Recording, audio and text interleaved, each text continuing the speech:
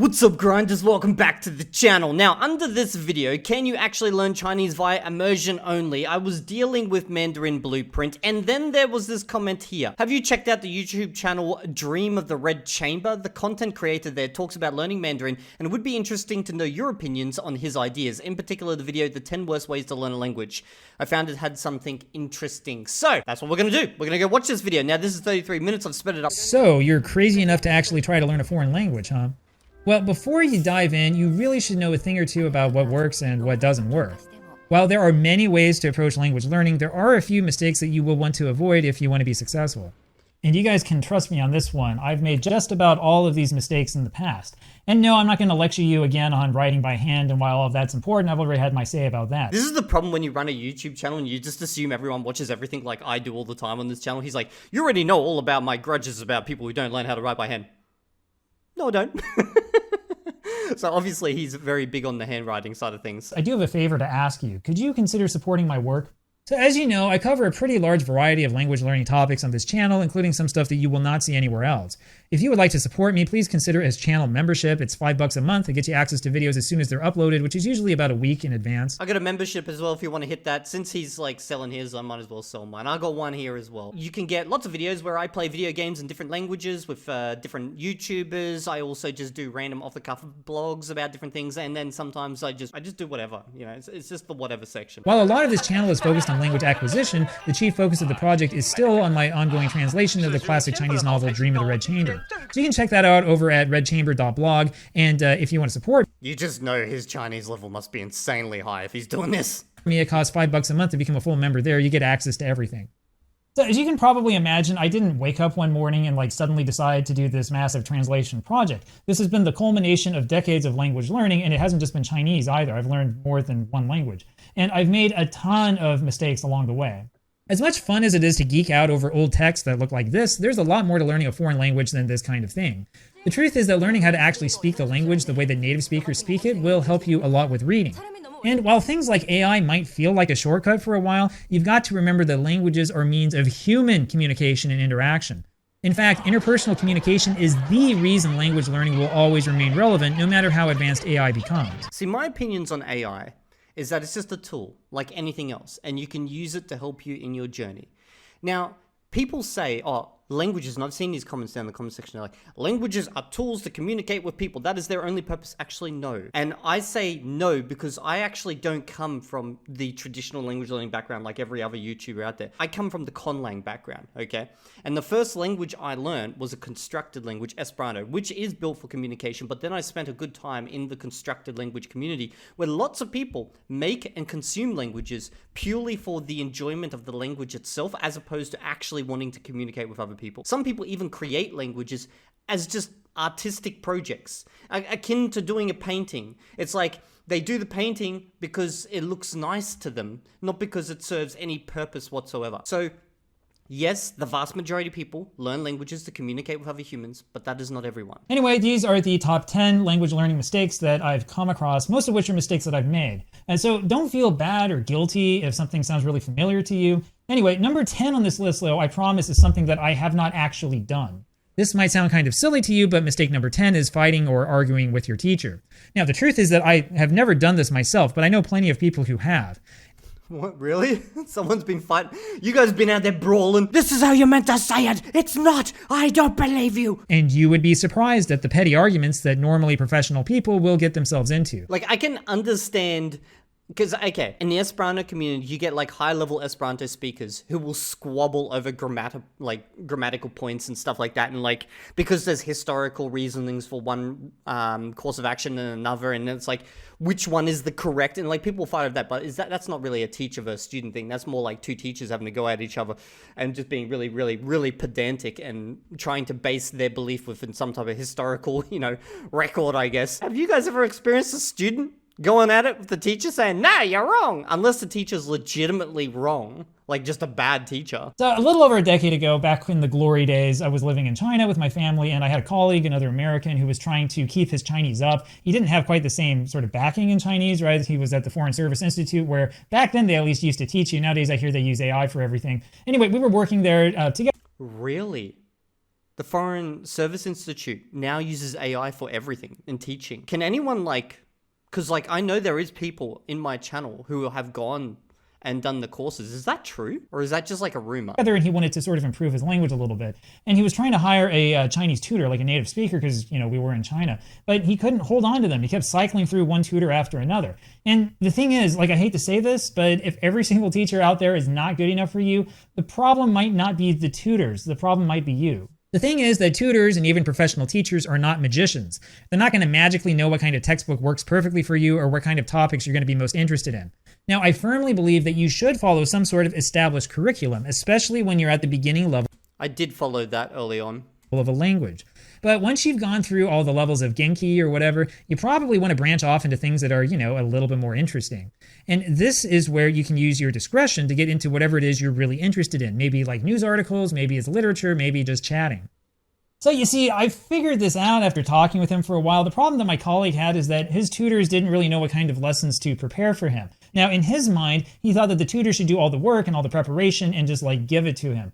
The truth is that it doesn't really work that way, no matter what language you're learning. It really is more of a two-way street.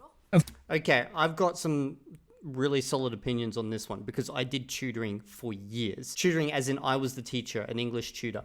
And even to this day, I still get people asking me to do tutoring based off of recommendations from back then. And it's a lot of it is actually on the teacher. I know you're trying to shift the blame off the teacher and say, sometimes it's the student. Sometimes, yes. But I would say most of the time it is the teacher because a lot of tutors, they get very set in their ways and they walk into it and be like, okay, this is how I'm going to teach. This is the courses that I've used before, the materials, blah, blah, blah.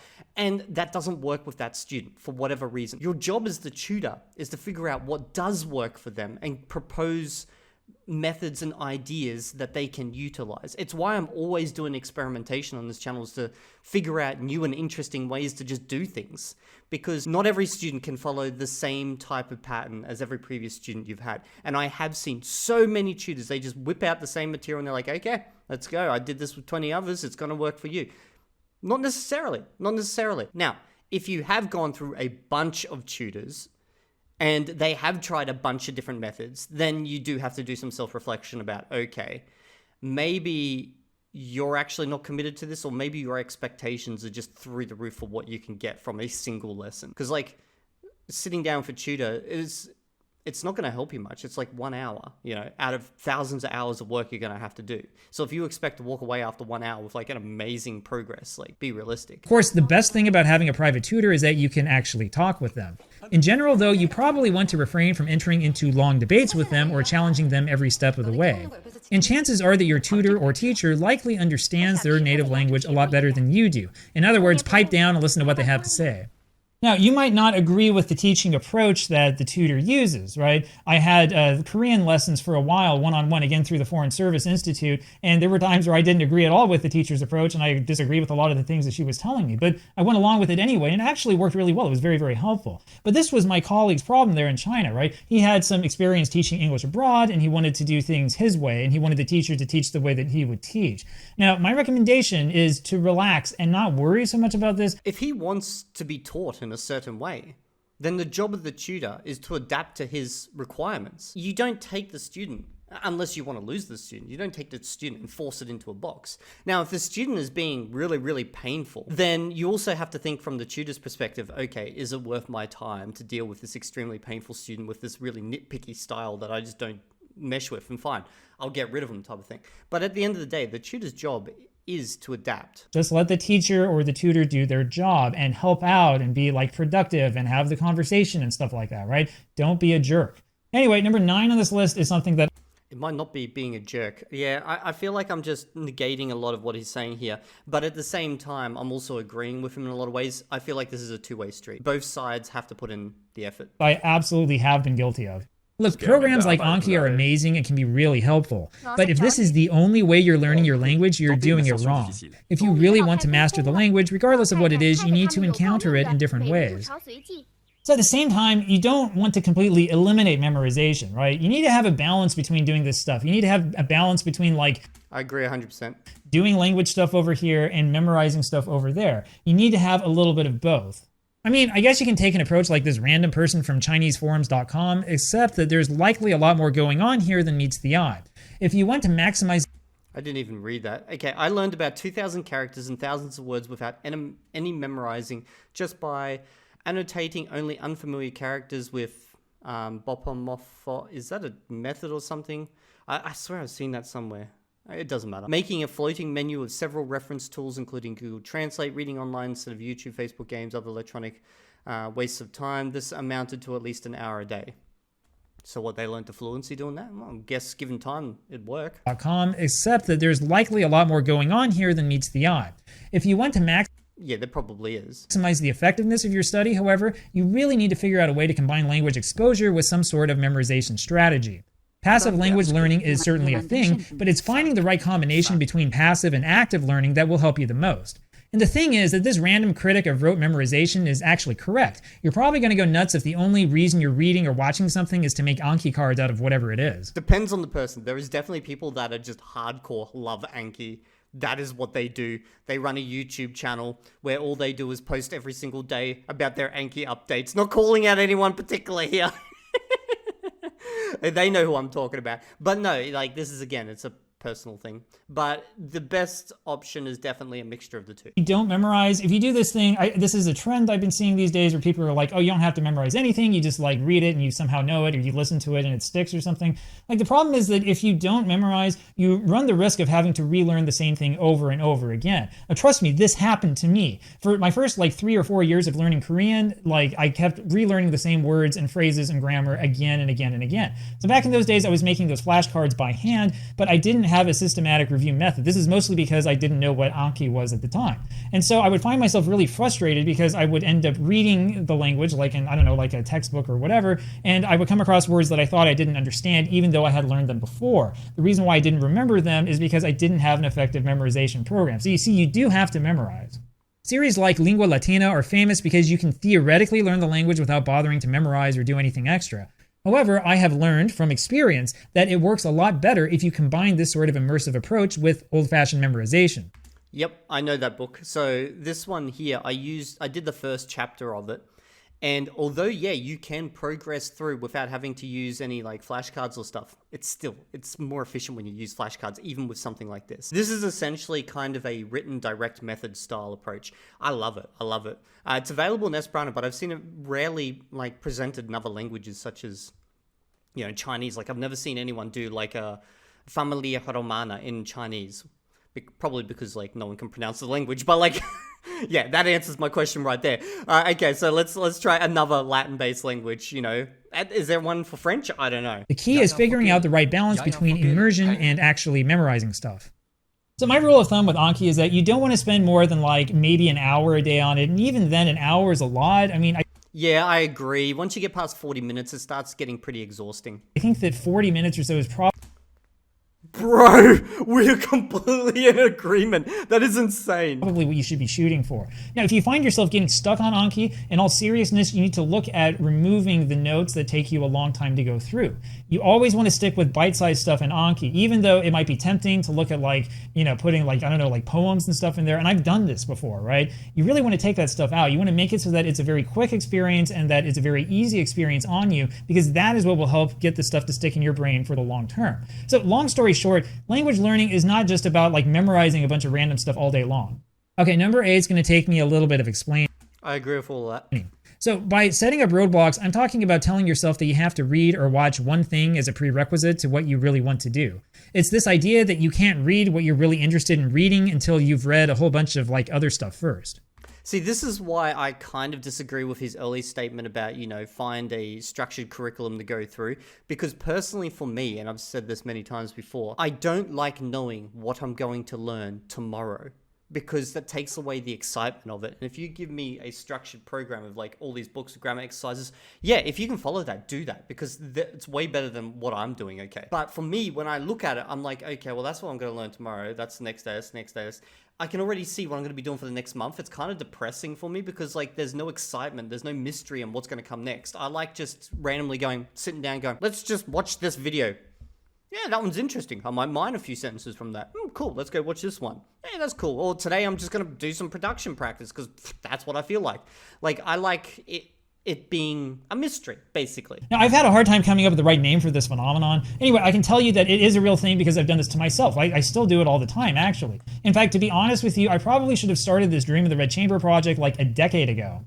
The truth is that I had been interested in Dream of the Red Chamber for years and years before I really started reading it. In fact, I felt absolutely intimidated by the book, and I figured that I needed to put myself through a complete classical Chinese curriculum before I could even attempt it. The idea was that I could prepare myself for the novel I really wanted to read by reading a bunch of other ancient texts. And the truth is that I never started. I had this whole plan written up, and I never did it. Now, I'll tell you what went wrong. I went wrong because I assumed that I had to read something I honestly did not want to read before I could read the thing I wanted to read. I do know what he's talking about here. And that kind of gels nicely with what I was saying there about following a structured plan, okay? It's good to have plans, but it's also good to give yourself some freedom. And also, what he was saying with, he should have started much earlier, that's kind of true because you would have learned so much more if you started earlier. You'd go so much slower. But if that was your dream, start early, and you enjoy doing that, you're going to learn so much more from doing it. That's a real good way to feel resentful towards yourself and to convince yourself to just simply do nothing, and that's what I ded. Now look, when you're at the earliest levels of a language, you really do need to actually read a textbook first. You're not going to be able to jump from absolute zero straight into guwen guanzhi, obviously. Having said that, you also need to realize that Chinese grammar is nowhere near as difficult as you might think. If you're interested in modern Chinese, you seriously will have... It's not difficult to read Chinese. Not talking about characters. I mean, if you're reading it and you're absorbing the grammar, it's easy to do that. It's actually harder to produce it because Chinese grammar is well structured in a lot of ways, and it is logical in a lot of ways, while our native languages and other languages we learn aren't so logical. And therefore, kind of getting into this mindset of, oh, well, you don't need all these random little words that you got to slot in between, two verbs or two sentences to make them connect. It's kind of hard to explain. It's easy to read once you know the characters because the grammar is so logical. But then it's very difficult to produce it because we're not used to producing this style of grammar. Enough grammar to understand most texts after completing something like Chinese 102. The only thing holding you back will be vocabulary. And even in complex languages like Japanese and Korean, so-called advanced grammar is honestly more about vocabulary building than entirely new grammatical concepts. People always say in my comment section, Evildea, you got to learn a complex language like Russian or Japanese for their grammar. That way you get a better idea of, what a complex grammatical language is like. Now, I have learned a little bit of Latin, so I do understand the grammatical concepts that are used. And the next language will definitely be a complex one in the grammar department. Mainly because those are the languages I'm currently mostly interested in. But I think people overplay that. Grammar is and can be complex, but it's still at the end of the day, even a language with simple or simpler grammar, such as Mandarin Chinese versus, Latin type of thing. The simplicity can make it difficult. While a language such as Spanish, which has more complex grammar than Chinese in some ways, is actually in some ways easier because it follows what we already know. Okay, like the thinking, basically. In other words, if you're at, the intermediate level or whatever, just go for it. Don't convince yourself that you got to read this over here, you got to understand that over there. And I don't even care what language it is, right? At some point in time, at some level, you've got two things that are preventing you from understanding it, right? One of them is the grammar. Well, you can always go learn the grammar. You got the basics of, Vietnamese down, and there's some more advanced grammatical concepts you don't have. You run into it, you can go learn it, and now you've learned it, right? And the second thing that you'll need is vocabulary. Well, what's the best way to get vocabulary? By exposing yourself to the vocabulary, by doing the thing that you actually want to do. Now, if you've got the basics of the language down, you will be much happier reading or watching or whatever, consuming the content you actually want to consume rather than consuming something you don't care about first. Also, it's easier to consume content, as in just sit there watching videos, and I guess in some instances, reading once you know all the characters for Chinese, than it is to just try and study. There is a tax involved with doing things like grammar study and Anki cards, all these types of things. They are more taxing. But consuming is generally easier, and you do get benefits, obviously. Your exposure, you reinforce everything you previously studied. So again, it comes down to that whole thing of, yes, study, but also get input. And then if you're from the input side of things, yes, input, but also do some study. And so if you're worried about something like the extensive poetry in Dream of the Red Chamber, you are actually better off focusing on the novel first. As time goes on and as you dig into the poetry, you will gradually develop a knack for how the poetry works and what it really means. And then once you've started to get into poetry through the novel that you really wanted to read, then is the right time to go check out the 300 Tong poems or whatever. So once again, you got to focus on what you want to do and go do that. If you discover that you're also interested in something else along the way, take advantage of that discovery and that interest and go do that. But don't feel that you absolutely have to do like these 5 steps first before you can do what you really want to do. If you treat yourself like that, you're always going to feel resentment against yourself. Just don't do it. Okay, I think just about everybody is guilty of number 7, focusing on the numbers at some point in time. We always seem to want some sort of estimate of just how good we are at the language and just how much stuff we know. And the internet is littered with dozens upon dozens of these tests. I actually don't give a shit about any of those tests, like the HSK. Like, I didn't even care about the CEFR until I took my Esperanto one, and I literally just did that so I know what the experience of doing a C1 exam was like. So when I speak about it, I've got basically a footing to speak from, you know? But I have no interest in tests overall. Although I'm going to have to do more of them in the future as I learn languages to give you guys insights into where I'm at. But the numbers thing, I do like to track, because tracking shows that you're making progress even when you personally don't feel it. And they are all worthless. I'm not exaggerating. These tests are going to get you to focus on the wrong thing. You see, you don't know a language because you know like a magical number of words, or in like Japanese or Chinese, a certain number of like characters or something like that. You don't know a language because you've memorized a whole bunch of grammatical patterns. It doesn't work that way. Trust me, I've done it. This is a pattern, right? I read through every single volume of that Dictionary of Japanese Grammar series. It did not magically teach me the language. Instead, it kind of confused me, right? You can't just focus on arbitrary metrics and on like certain numbers or whatever. It doesn't work that way.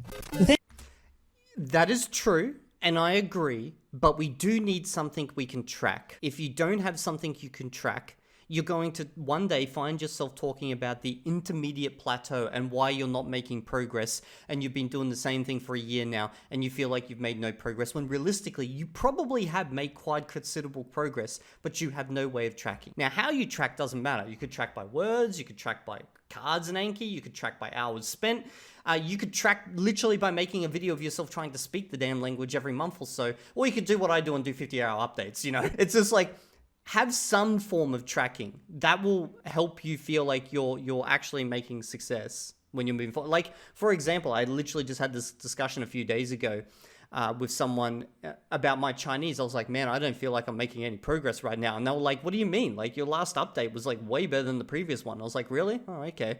I guess so. And then I went back and I just did a quick watch of my previous one. I was like, yeah, no, you're right. I have definitely made progress. And that wasn't even my way of tracking, like my standard way of tracking, but just that allowed me to go, okay, I am making progress. Even though it doesn't feel like it. Feels like I'm just upping the number of words, and like it's just a meaningless number of new words being added that don't in any way contribute, but they all do. And with time, there's going to come a point where it basically waterfalls over and I'll be like, whoa, okay, now I understand way more than I did before. And I'm talking from experience there because I've done that with Esperanto. Learn a language as if it were a video game. We want to think about passing one level after another. Unfortunately, learning a language is nothing like playing Super Mario Brothers. So like this random graphic I found on some Facebook page says, language learning is not linear and you really should not think of it that way. I want to point out one really good thing about that graph. You see how it goes up and then down? There will be days where you feel like you are on point. You're like, God damn, man, I did really, really well today. That was good. And then other days where maybe you're tired or something. For example, this happened to me yesterday when I was playing World of Warcraft with my Chinese friend who runs the YouTube channel Chocolate Chinese Gaming. I was exhausted when I started playing the game with him, and my Chinese suffered badly. And like, I felt like I'd gone backwards. But I know it was just me being tired. And for crying out loud, stop asking me and other Chinese learners how many Chinese characters we know. We don't know. I don't know how many I know. I don't care how many I know. I'm trying to learn the language. I'm not trying to impress you. I'm not trying to set like a world record or something like that. And you should be focusing on learning the language too. The thing is that native speakers of any language don't ask themselves periodically how many words they know or how many words they can read. Instead, yeah, but we're not native speakers, so you can't compare yourself to a native speaker. Don't do that. Don't make that mistake, guys. You'll never be a native speaker. Having metrics and asking people how many characters they know so that you can get an idea of what their level is and what you could potentially be at that point when you reach that amount It's just a form of self-motivation, okay? Obviously, some people use it to whip out their dick and be like, look how fucking amazing I am. But, like, that's not how I see it. And comparing yourself to a native speaker, and a native speaker doesn't do this. Well, we're not native speakers. So let's stop pretending, okay? We did not grow up being babied by, you know, our mum, our dad, an entire school system designed to slowly introduce the language and concepts with us and having friends to play. We're just not. We're not. So we gotta take different routes. They use the language as a tool to interact with other people and with the world around them. I mean, I guess it might give you some confidence to realize that you know, I don't know, like 1,000 characters or 2,000 or whatever. That's the whole point. It's about confidence. And I'm not even saying you need to track characters or words. Just track something. But again, in the end, this is just totally meaningless. You got to ask yourself what you can actually do using the language, not whether... It's not totally meaningless because there is a very large portion of time in which you can't do anything with the language, anything really considerable of what you feel is personal value. So you need something to keep you pushing forward with the grind until that point where you can finally do something meaningful with the language, which usually happens around the intermediate stage. So that like beginning to intermediate, mid-intermediate stage, that's where tracking is kind of most important to keep you moving forward, and then even in the intermediate stage to make you realize that you are making progress. I feel like you guys might be thinking, wow, Evildea, you're disagreeing with everything he's saying here. No, I'm just adding my perspective on it. Like, I'm not necessarily disagreeing with him. This is just my perspective and what I've seen in students that I've helped. You've met like some arbitrary standard, or whether you've made it so that some academic jerk, you know, like thinks that you're at level 2 instead of level 1 or something like that. Focus on learning the language, not on hitting these random milestones. See, my only issue here is that there's a lot of focus on the perception of others with this. Like, for example, you know, some academic jerk who knows so many words showing off. I understand that all of these ways of tracking can be misused in order by people who want to show their e-penis, you know, being like, fucking, I'm so good because I know so many characters and something. But just because it can be misused by those people doesn't mean that you shouldn't do it, because it has so many benefits to it. Okay, I think less focus on what other people think and more focus on how you can improve as an individual. And if this helps you, then do it. And obviously, if tracking makes you like freaking anxious, then don't do it. Now, I guarantee you that all of us have been guilty of number 6 from time to time, which is studying simply to pass the test. Oh, and look at this graphic. It's problems numbers 7 and 6 combined into one, featuring both arbitrary word counts and arbitrary... Here's the funny thing about the old Chinese system. So I'm somewhere around the HSK 5 level now. And it says advanced, and I was tricked into believing that this is an advanced, but realistically, you're like an intermediate-ish level in the language. You're finally able to have conversations with natives, but they will throw out so many words you still do not know, even around a HSK 5 level. So like this intermediate is more like an upper beginner. This is in the old system. I don't know the new system because I haven't looked into it. Retesting levels. Now look, it's not that a test like the Hanyu Shuiping Kaoshi is bad or poisonous or anything like that. And honestly, measurements like the ILR actually do mean something and can really help you out in your career depending on what your job is. Now the problem here is that you're only going to study for the test if the test is your main focus. You can pass the test. There is no test in this world that you cannot pass if you focus on it, right? But what you'll eventually realize is that the test itself has nothing to do with your ability in the language. Now, I'll be honest, I do like reading articles from these test preparation books from time to time, and it's not a total waste of time. But the language... Yeah, I'm not a big fan of tests. Although I do know some people, this gives them something to work towards, a set goal. So I would say if that works for you, then do it. If you don't want to do it, then don't do it. Obviously, if there's a job requirement involved, you've got no option. Luckily for me, the only job requirement I've got is shit posting on the internet, so it's not required. It's really about a lot more than just this. Make sure that you spend some of your reading time reading something you actually want to read in the language instead of sticking only to test preparation books. Now, the deep secret here is that you'll do better on these tests if you focus on learning the language instead of just cramming for the test. So I can remember 20 years ago spending hours trying to learn what they call guanyongyu from these Chinese textbooks, right? Guanyongyu it's not really slang, but it's just the way that people actually say things, and sometimes it breaks the rules of grammar, and so it can be confusing if you're a foreigner. So I found this copy of this guanyongyu book that I had, 20 years ago. It was a photocopy, not really all that well done, and I started going through it. I thought, oh, cool stuff, I'll put this in my Anki deck or whatever, and I was surprised at how many things I actually naturally knew, not from studying this book, which I hadn't looked at in who knows how long, but rather just from talking with my wife in Chinese, right? The more exposure I got to how she says things and to sort of like the mindset of people who are native speakers of the language, the easier this stuff is to understand. In other words, you got to put down your test prep book, go watch some TV in the language, and relax. Number 5 is pretty similar to number 6. The truth is that you're going to have to use some sort of textbook somewhere at some point in time.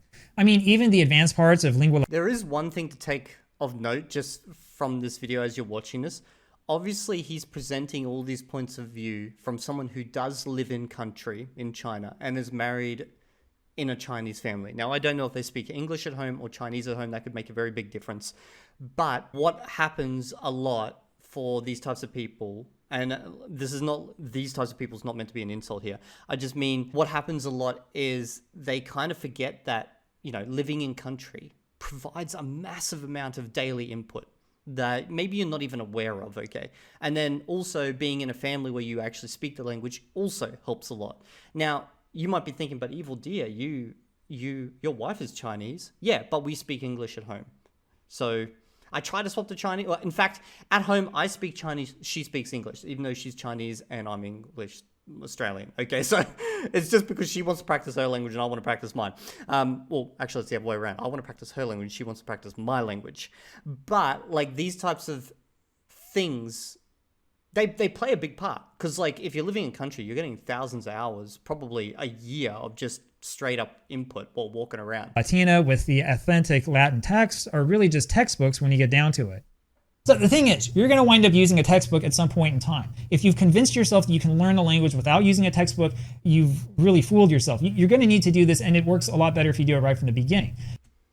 I disagree with that statement. There's plenty of people who have learned languages without textbooks. Now, is it the most efficient method? It's hard to say.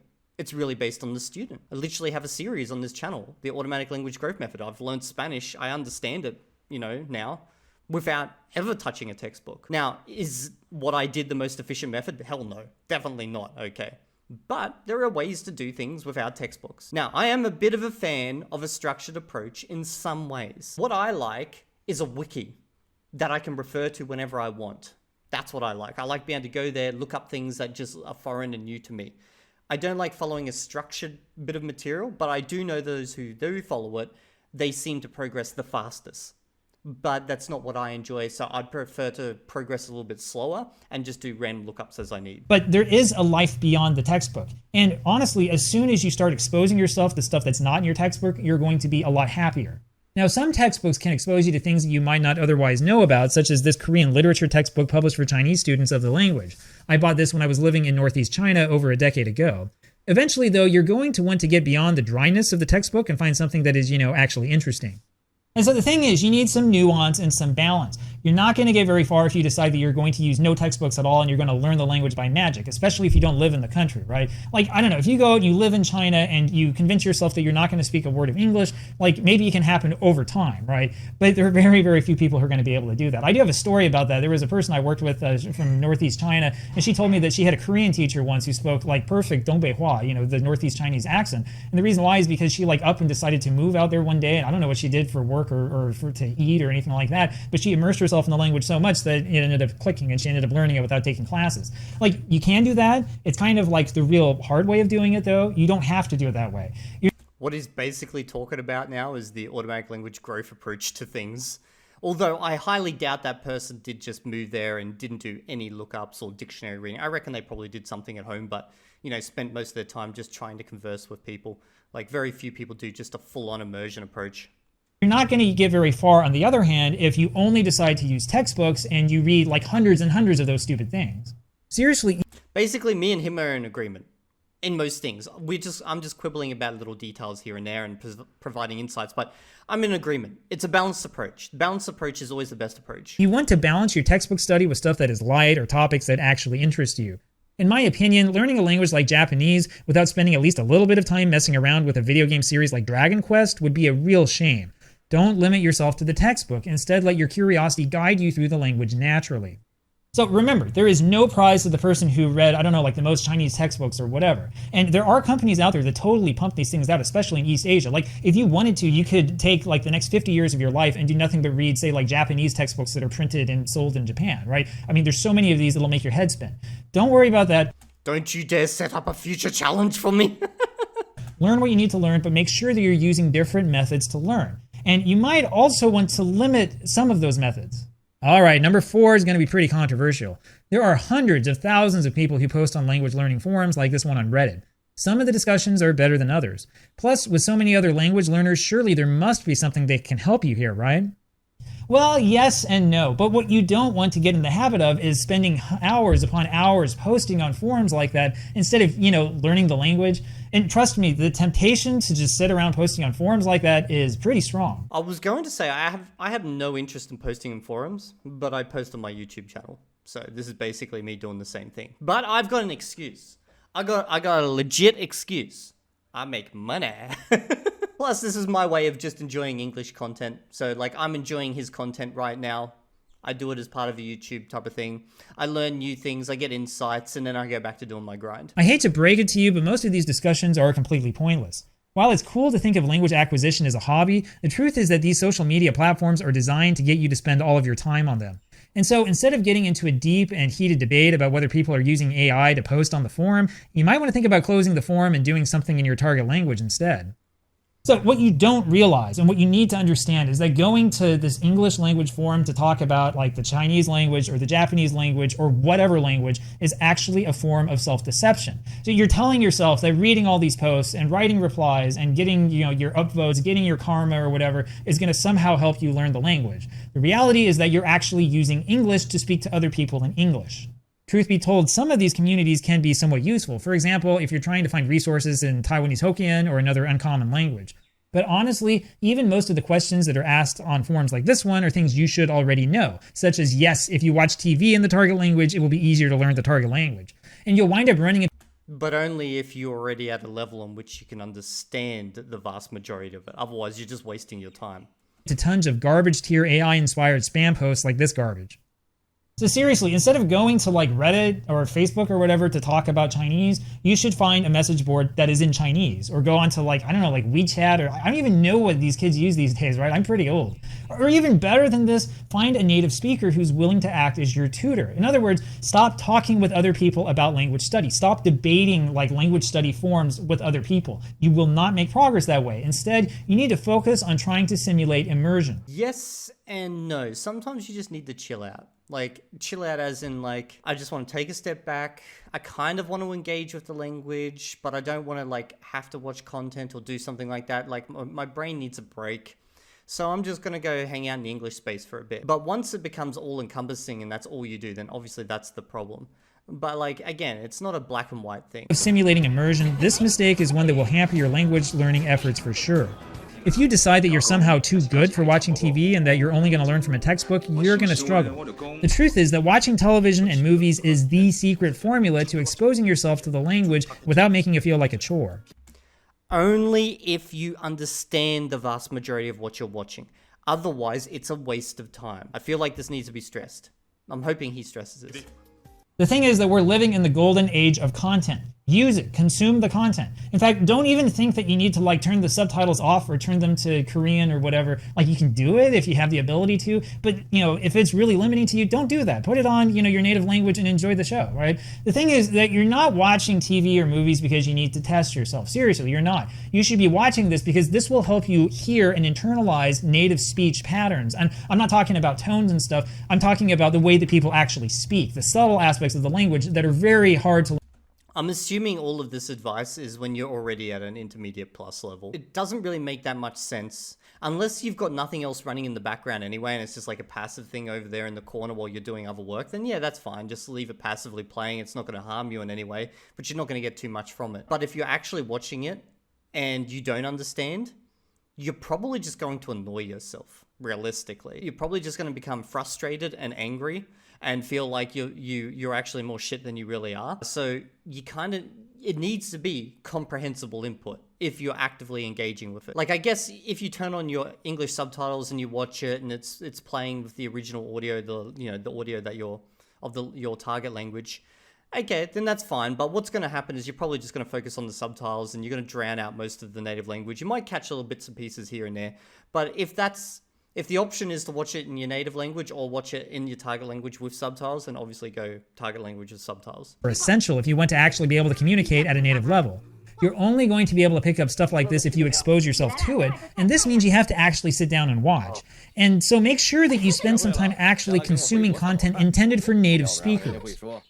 So look, I'll put it to you this way, all right? My wife became interested in English by watching movies back in the 1990s. So she grew up in southern Taiwan, and they started... English is a special case in a lot of ways, because a lot of people like to refer to how they learned English, but it's not something they can replicate for any other language, and they get confused about why did it work for English but not for anything else. And it's because they usually start English very, very young. Like, even my wife, who's Chinese, was watching random English. Like, she told me she watched Terminator with her dad. It was subtitled into Chinese, but it was in English as a kid, okay? Most of us don't, unless you're lucky, don't get that. You know, we never had that really young exposure to the target language. Like, I never got Chinese exposure until... When was the first time I, like, probably listened to something in Chinese? Like, actually listened to something in Chinese? It was probably when I was, like, 28 years old. You know, that was probably around that point. Like, at 24 years old, I was learning a couple of little words here and there. But, like, 28 years old, I probably started listening to some, like, cartoons. Because, like, it wasn't a real priority for me. I had many other things going on in life. I was just doing a little bit here and there. And it was just, like... That was basically me in my Duolingo era. As in, I had no idea how to learn languages. Even though, by that point, I'd learned Esperanto fluently. But still, my point being is that how you learn English, if you learn English... probably won't work for your next language, because you will know this, if this is true or not yourself, started when you were very young. You probably even had English at school, even though, you know, maybe as a foreign language, you may have felt like it was no value to you, but all of that time adds up. And now that you're older, you're going to have to try a different approach. Started having HBO on cable, right? And so she'd watch a bunch of movies. And watching these movies helped her get a feel for authentic American-style English communication, even though they had Chinese subtitles. You need to expose yourself as much as you can to content in your target language if you want to simulate linguistic immersion. That means swallowing your pride, putting down the book, and turning on the TV. Number 2, never speak the language is something that every language learner has been guilty of at one point in time or another. It doesn't matter how cool or smart you think you are, you need to actually speak the language in order to make progress in the language. And naturally, that means running the risk of saying the wrong thing from time to time. 100%. Okay, don't worry about making mistakes. Everybody makes mistakes when they first speak, especially if you're new to the language. And actually, making mistakes and being corrected is the thing that's going to help you out, even if it's embarrassing, right? Even if you said something that, you know, makes you look like a moron, it doesn't matter. You need to take it in stride. In fact, those things that make you look like a moron are the things you're going to remember. You're not going to forget. A great example is in Chinese, there's the word for shoot, okay? Sure. You want to be very careful with this verb, okay? Because yes, it means shoot, as you could shoot a target, but it can also mean to that type of shoot, okay? Yeah, I learned that one the hard way a while back. Right, and it's okay to be wrong. This is the best way to learn. What you should be scared of is never talking in the language. The reason why is because the longer you stay silent in the language, the less progress you're going to make, and you're going to get to a point where you just don't know what's going on and you can't help yourself. Now look, we all want to avoid embarrassment, which is why we tend to shut ourselves away from the world and spend all of our time reading. Seriously though, even your... Actually, I'm not a big reader. I totally am not a big reader in any language. Vintage video game magazines are going to be more interesting if you've got somebody to talk with. And seriously, there is no need to be shy. I don't care what the language is. I don't care if you're learning French and you're worried that the Frenchmen are going to laugh at you or something like that. The thing is that people are people. They're going to laugh at you anyway. They're French. People, no matter where they're from and no matter where you're living. People like to talk with other people. People like to have friends. So as much as you think that like a textbook like this one on like Korean literature is going to show you all the secrets of learning your target language, the thing is that you really need to actually speak it. Just give it a try. You will never make progress until you speak it. And the number 1 mistake is following the rules. This is pretty much a combination of everything I've talked about on this list so far. You see, the best part about language learning is that you can set your own pace and you can determine what rules you follow, or even if you follow any rules at all. So basically, ignore everything I've said up until this point. No, okay, so you know what's really interesting about this video?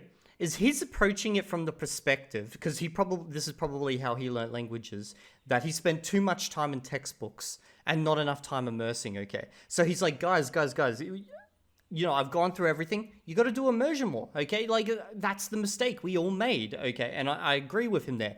But it's funny is that, like, most of my audience have actually made the opposite mistake, okay? So they spent so much time immersing and not enough time actually actively studying or doing any of the stuff that obviously he did in his era too much of. So it's like there's a pendulum within language learning where at the time frame when he learned a language, it was just way too much theory. Nowadays, it's probably way too much immersion without some theory. It's like it just keeps swinging like this, and it's like this balance right in the middle is where everyone just keeps missing, and it's because that's literally how the community goes. It just swings straight past the balancing point. Now, what I'm going to do is I'm going to drop off the video from here because I'm actually a little bit afraid that this might be almost an hour long, this reaction. And if you want to watch the end of the video, you can. There'll be a link down in the description. I actually agree with pretty much everything he said here. Obviously, I got my little quibbles here and there about certain little things, but that's just more me providing my insights. Good video. Guy clearly knows what he's on about when it comes to Chinese, as he's been there. I saw when he was going through Anki so many different languages. Like I saw there was Korean in there was Latin in there. What was there? There was another language in there as well. I can't remember. So he's obviously a massive linguophile. Anyway, go check out his channel. Give him a sub if you like what he's doing. And also, don't forget, you can join my community. See, if you become a member, you'll get all the exclusive only Evildea fan stuff. Just hit that join button. Trust me, if you haven't hit the join button and you don't intend to join, just go hit it. Just go watch that video. Just watch the video that comes associated with the join button. Don't have to join, but after seeing that video, you'll want to join. Okay, that's pretty much it. I'll see you all in the next video. And if you're not there, well, I'm going to whip out my red dragon and spank you with it.